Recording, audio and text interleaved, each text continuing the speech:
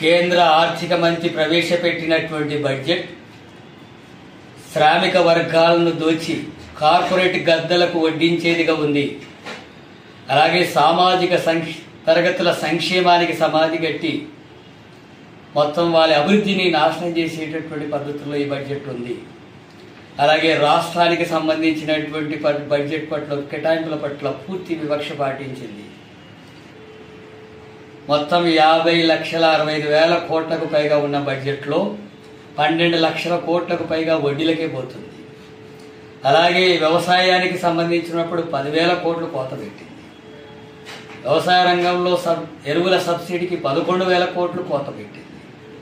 ఉపాధి హామీ కార్మికులకు పని కల్పించడానికి 2.5 లక్షల కోట్లు రాష్ట్రానికి అవసరం అంటే అది 65,000 కోట్లకు కుదించింది. ఎస్సీలు ఈ రాష్ట్రంలో 16% జనాభా ఉంటే, దేశవ్యాప్తంగా 16% జనాభా ఉంటే వాళ్ళకు 4% నిధులు కేటాయించింది. ఎస్టీలు 7% ఉంటే 2% నిధులు కేటాయించింది. విద్య వైద్యానికి 4% లోపే నిధులు కేటాయింపులు చేసింది. రాష్ట్రానికి సంబంధించి ఆదిలాబాద్ సిసిఐ ఫ్యాక్టరీకి సంబంధించి కానీ, బయ్యారం ఉక్కు ఫ్యాక్టరీలకు సంబంధించి కానీ, విమానాశ్రయాలు, అలాగే రైల్వే కోచ్లు, వీటన్నిటిని ఏర్పాటుకు సంబంధించినటువంటి దాంట్లో విభజన హామీ చట్టాలను అమలు చేసే దాంట్లో రాష్ట్రానికి ఎలాంటి ప్రాధాన్యత ఈ కేటాయింపులో లేదు. అందుకని మోడీ ప్రభుత్వం ఇది తెలంగాణ రాష్ట్ర ప్రజా వ్యతిరేకమైనటువంటి బడ్జెట్గా ఉంది. అందుకని ఇది కార్పొరేట్ సంస్థలకు అనుకూలమైనటువంటి బడ్జెట్గా ఉంది. ఈ బడ్జెట్ను పూర్తిగా సిపిఎం పార్టీ వ్యతిరేకిస్తుంది.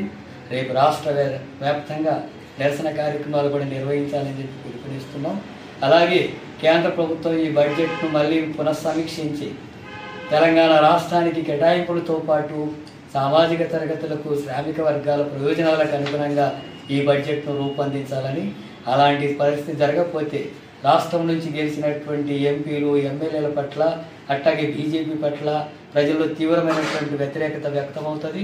ఆ రకంగా ప్రజలు తగిన గుణపాఠం బీజేపీకి ఈ రాష్ట్రంలో తెలియజేయాల్సిందిగా నేను ప్రజానీకానికి విజ్ఞప్తి చేస్తున్నాను.